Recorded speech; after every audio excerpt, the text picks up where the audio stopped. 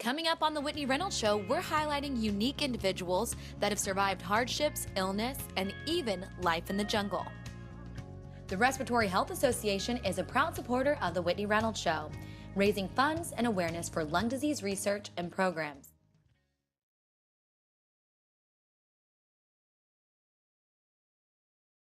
The last standing or making it through the impossible. No matter how you define the word survivor, today's guest will paint a picture of their journey and what helped them cross the finish line.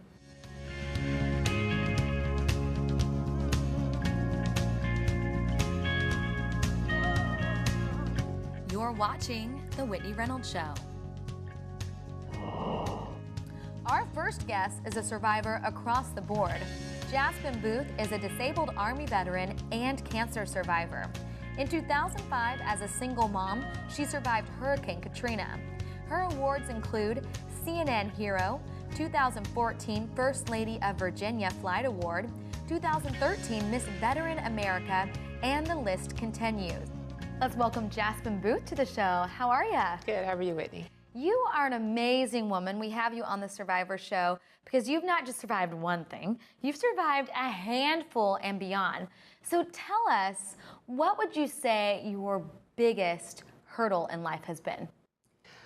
I would probably say cancer was my biggest hurdle in life because I got diagnosed as a soldier.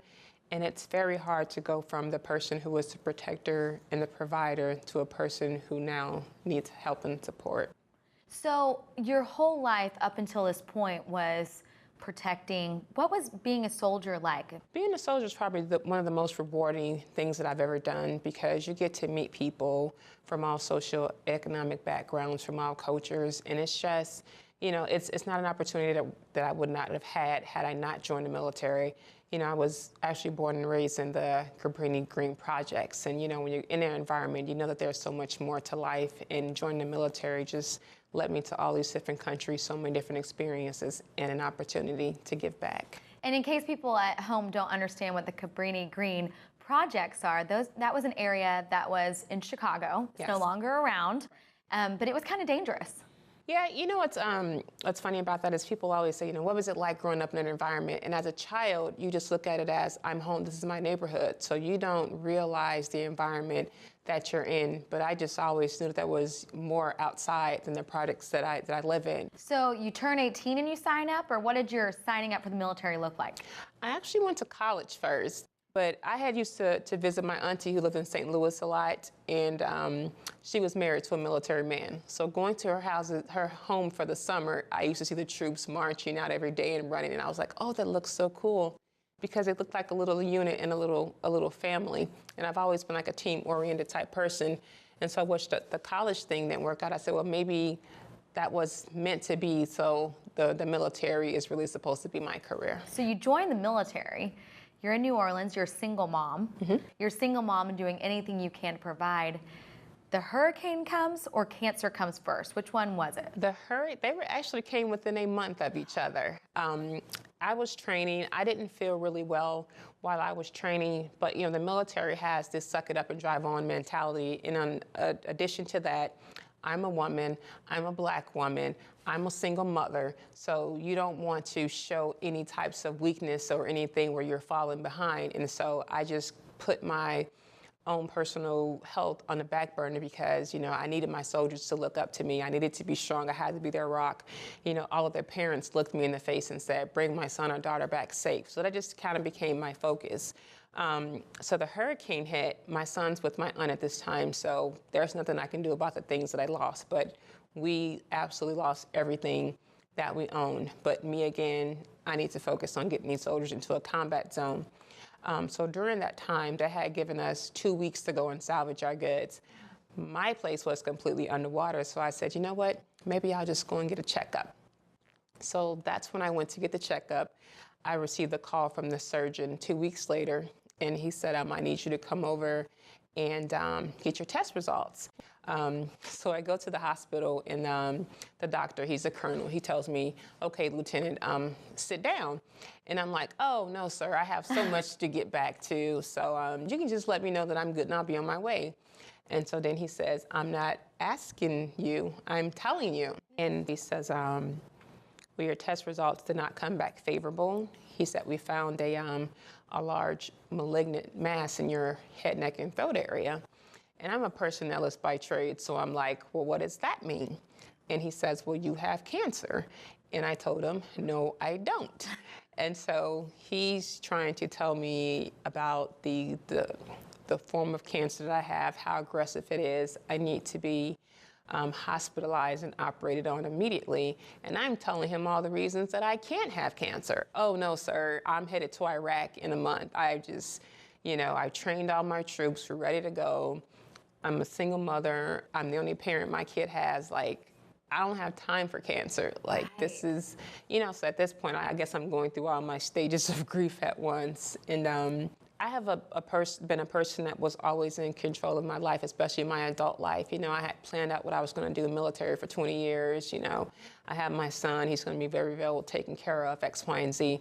And that was a point where I didn't know what to do because I had completely lost control, and I wasn't in control of me. Even my very life was in somebody else's hands, and it was a very difficult thing to deal with. Did it help grow your character to where you are today? It definitely helped grow my character because it lets me know that, everyone needs somebody. I had always been the rock, I could do it myself. I don't need anybody, I got this. And at that point in time, it was probably the loneliest, saddest part of my life. And I was so busy pushing people away because I had my own agenda, take care of your son, take care of your career, and you'll be fine, that it was very hard to reach out to people because I had built up this wall around myself. So what were your odds when the doctor said you have cancer and here's how aggressive it is? Was it hopeful at that point? It was unknown. I was stage 2, almost stage 3.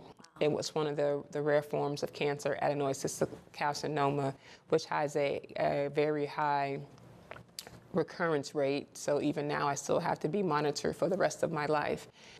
When I first went down to receive treatment, I was very angry and I was mean and nasty to everyone that was trying to help me. And then I locked myself out of my room one day, and I went to the front desk to get a new key. And as I was waiting, a bunch of wounded warriors were wheeled in. Some were burned unrecognizably, some had limbs missing. You can tell some of them had traumatic brain injuries. And at that time, I said, this is my last time and last day complaining, because any one of them would trade places with me just to be able to recognize themselves in the mirror. And so I didn't complain anymore because even though I had cancer, my injuries were internal, they would never look at themselves and see a whole person again. It's amazing how perspective kind of changes where we stand in our own life. So after you got done with the treatment, you're cancer-free, you ran across another hurdle. Well, I tell you, and people say, what was the hardest part? Was it really cancer? Was it Katrina? And that wasn't the hardest part. The hardest part was when I got done with my treatment, I was just basically kicked out on the streets. Because I was a woman veteran, there were no supportive services for me or my son. I had no home to go back to. I had no job to go back to. And so basically they said, well, go to the VA. The VA helps veterans. And I'm like, oh, well, I thought the VA was for older Vietnam veterans type men because that's who you usually heard that get support through the VA. And I went to the VA and they looked at me like I was some type of, foreign matter, like a woman veteran, wow, what do we do with you? But they didn't have any existing program. So they said, oh, by the way, you stated you have a son. I said, yes, I do. And they said, well, you need to go to the welfare office and get on food stamps like all the other single mothers do. Ooh, how did that feel? It felt like a huge slap in the face because we have women that are fighting, bleeding, and dying alongside our brothers. And to just basically be treated like second-class citizens or like someone who doesn't matter, it was very, very hurtful. And, to go to a welfare office and you're a soldier was probably one of the most demeaning experiences that I've had in my life. So you go to the welfare office, you go ahead and do it because you're in survival mode. I mean, you've survived a hurricane, you survived cancer, and I think there's this other component of you were a leader in the Army. Like, now you're not, so all of us find mission in our work. So you go to the welfare office, and then what? I mean, I'm homeless, and that was a a very hard thing that I had to come to terms with. You know, I end up sleeping on my aunt's couch, but you go to the welfare office and you're asking for food stamps and, you know, cash benefit, and they look at you like you're some type of, you know, drug addict or, you know, just a woman who's made a bunch of bad decisions in her life, but they never saw me as a soldier. No one ever thanked me for my service. No one ever said, you know, we know times are tough, we're going to help you for what you provided to our country. They looked at me as just another welfare mom, and that's how they treated me. And the amazing part is you took that and you made something so women don't really have to go through this anymore. Tell us about your 501c3. Okay, so the organization I started in 2010 was Final Salute, and our mission is to provide homeless women veterans and their children with safe and suitable housing. And, you know, once I was able to get back on my feet, I had always just thought, well, maybe my situation was isolated. Maybe that's why there's something available, because it was just me. But learning that there were thousands and tens of thousands, and so now we're in 2010, and I said, well, there certainly has to be more things available now. You know, we've been in this war for a while. Women veterans have deployed more. We're stepping up our leadership more within the military, and there was still not absolutely one thing. And I'm like, how are we still an afterthought? We've been serving since the early 1900s. You know, when are people going to realize that our service and sacrifice is equal to our brothers and give us the support that we need? You know, we're injured by war. We come back with mental health issues. You know, we come back to a downward economy, but everybody's always thinking about the men. And we also have kids. Yes. So, yeah, so add that component on top of it. Right. You know, it's very hard for a woman who's serving, because you know, traditionally it's the men who serve and it's the women who take care of the children and, you know, do the household things. But now you're putting men in these roles that are not traditional to them. And now, you know, women in the military have the highest divorce rate, you know, because of that. Because now we're the people who have to go away and leave our families and leave our husband with the children. And for some of them, they can't handle that. So you come back to divorce, or sometimes you come back and you're in a domestic violence situation. You know, if you're homeless, you might face losing your kids. And it's all because we're forgotten about. You know, so in addition to having these traditional leadership roles and doing the things that we're doing overseas, people are forgetting that we're mothers, wives, we're daughters, and we're sisters, and they're just completely doing nothing for us. So you started this up. How have you done with it? Like, I know that we listed some of your awards, but you are really making a difference in the lives of so many people. We've, you know, we're not federally funded, which kind of hinders how much outreach we can have. But since opening our doors in 2011, we've supported over 300 women veterans and children in over 15 states and territories, and provided over 7,000 days of housing. That is so amazing. Such a victory story. I mean, we have you on for Survivor, but not only have you survived, but you're taking others with you. You're like, I'm not crossing this finish line alone. You're really helping and making a difference. Well, as a soldier, part of the warrior ethos that you learn is to never leave a fallen comrade. And this is my commitment, you know, to raising my right hand and taking that oath. You are really raising that right hand. You're reaching out with that right hand as well. Well, thank you so much for coming on today and sharing your wonderful, amazing story. Now it's time for our social sizzle, and joining us via Skype, we have Kai Furneaux, who is an Australian outdoor guide, TV host, survival expert, and stunt woman, who has appeared in over 80 films and TV productions. She's here to talk about her book, Superwoman's Survival Guide. Kai, welcome to the show. Thank you. It's great to be here. So you are Skyping in from LA, but that is not an LA accent, I hear. Where are you from? I'm actually from Australia originally, but I have been here about 6.5 years. So we have you on the show today, Survivor, because you wrote a book it's a survival guide, and then you also are a stunt woman and have been, and so you survived basically your job every day. So we want to go into it. Let's start with being a stunt woman. What is that like? Well, basically, if there is something that an actor or an actress has to do on the set that could risk their safety or well-being, we're brought in. Now, it could be something as simple as the actress has to trip and fall, but you don't want them to break a wrist or, you know, get damaged in any way, because then production has to stop.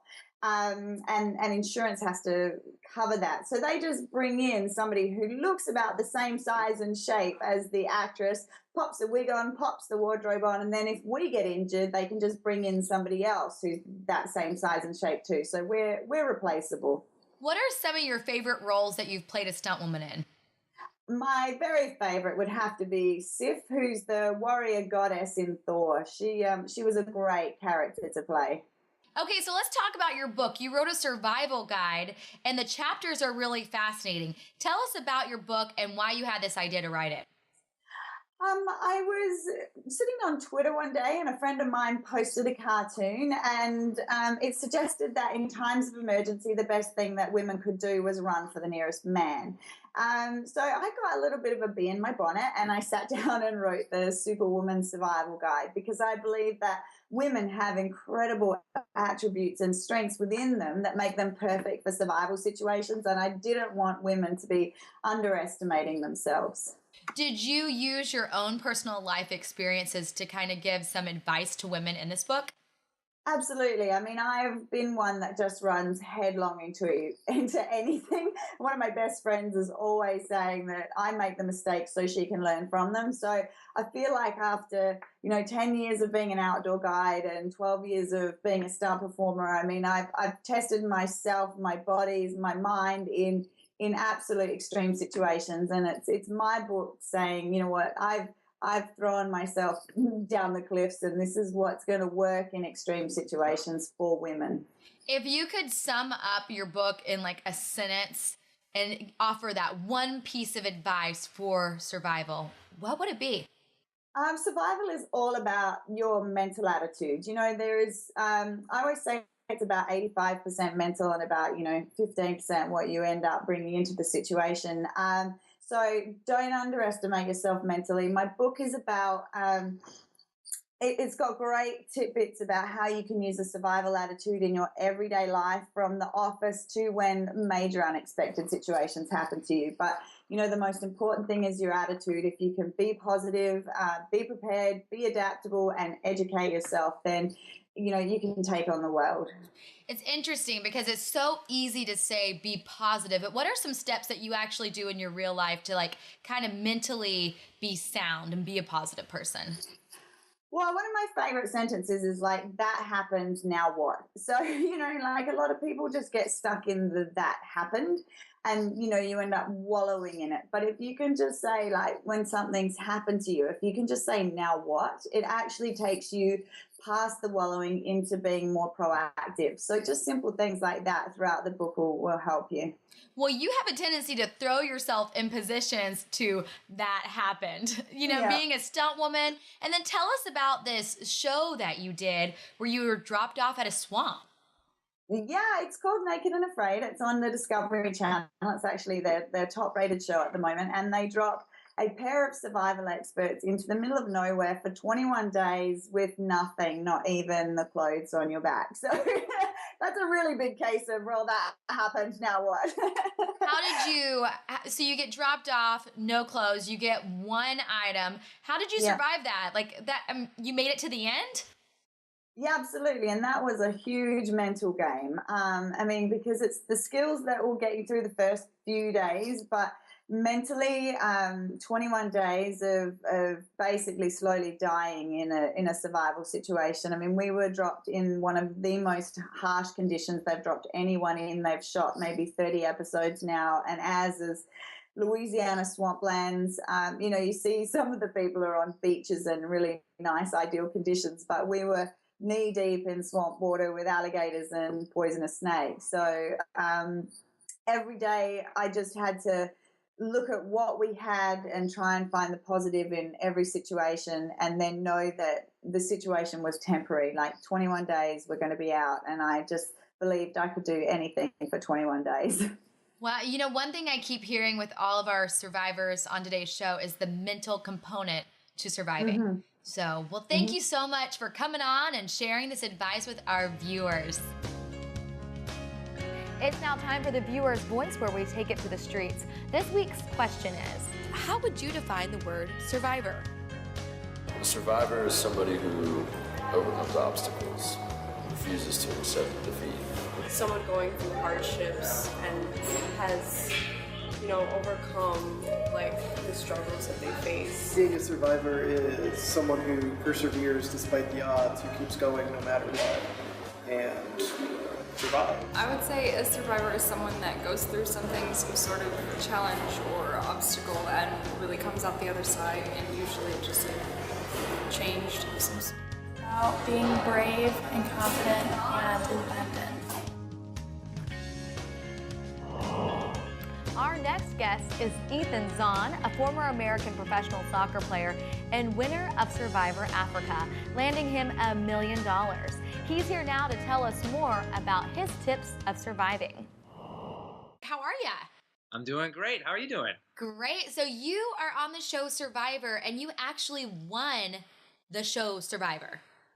It was a long time ago, so you have a very good memory. But yes, I was on Survivor Africa, which took place in Kenya, and yes, I was the grand prize winner. So that was season 3 of Survivor? Exactly, yeah.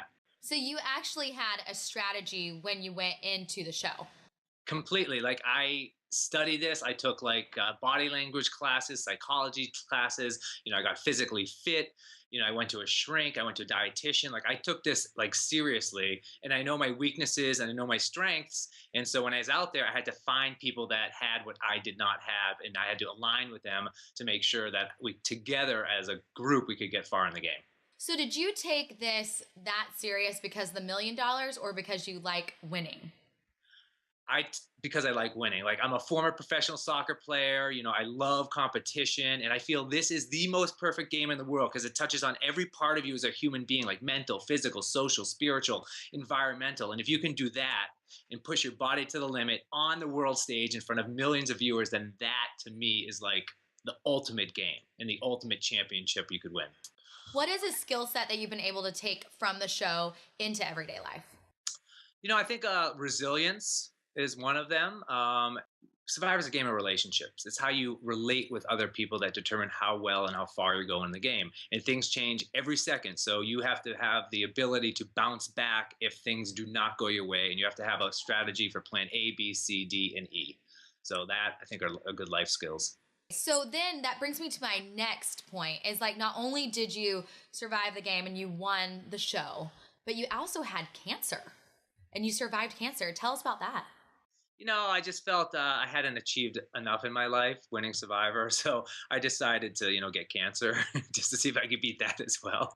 But yeah, it's kind of ironic. I was on a reality show called Survivor. Now I'm a cancer survivor, and I tell everyone it could have been worse because I could have been on that show, The Walking Dead. So I'm just happy about all that stuff. But yes, so I survived cancer. This is quite a time later. I was diagnosed for the first time in 2009 with a rare form of blood cancer called CD20 positive Hodgkin's lymphoma. Wow. So, trust me, yeah, I had not heard of it either. But, after multiple rounds of chemotherapy, radiation, and a stem cell transplant, I got into remission and then relapsed 20 months later and had to go through the whole thing all over again. And I got another stem cell transplant using my brother Lee as the donor. Wow. So was there ever a moment in the cancer journey? We have a lot of people that have come on the show talking about cancer, but was there ever that moment in the cancer journey that you thought, I might not make it through this? Yeah. I mean, when I relapsed for the second time around, it was exponentially more difficult than getting diagnosed, the first time. I was chemo resistant, maximum dose of radiation, already had a transplant. I was running out of options. And, for me, as a patient, it's really hard to articulate what it feels like to be seriously ill. And it pays to have a positive outlook. But when your entire team of doctors try multiple ways of healing you that don't work, you panic. You crave survival. And all I want to do is just live for another day. And lucky for me, a new drug emerged on the market. But at that moment, yeah, that's when I prayed. I prayed for a silver lining, a ray of hope, a miracle.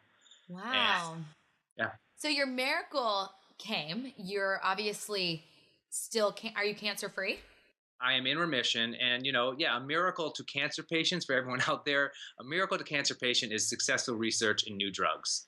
This is the thing I'm trying to communicate to everyone. Cancer patients are desperate. We are literally waiting every second of every day for some life-saving breakthrough that can possibly save our life. So if I could just stay alive for as long as I can, I was hoping something new would come out there and be able to save me. And it did.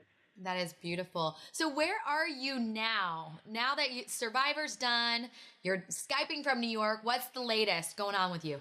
Well, I used the survivor money, the $1 million, to start a charity called Grassroots Soccer with a couple buddies of mine, one of the co-founders, and we do HIV/AIDS education through the sport of soccer in Africa. And that started in 2003, and since then we've expanded. We're in 23 countries. We've graduated over 690,000 kids from the program, and it's something I'm incredibly proud of. But I'm also involved in a lot of cancer type organizations. But for me, philanthropy and charitable causes and using sports to deliver important life messages is kind of my wheelhouse right these days. You embody the word survivor to the fullest and are even helping people hopefully find survival with even your charity. It's absolutely amazing. So thank you so much for joining us via Skype today. Today we've learned that a survivor is adaptable, resilient, hopeful, and has purpose. These are just a few essential traits that can guide you through a trying situation. For more information on today's show or our guest, go to WhitneyReynolds.com. The Respiratory Health Association is a proud supporter of The Whitney Reynolds Show, raising funds and awareness for lung disease research and programs.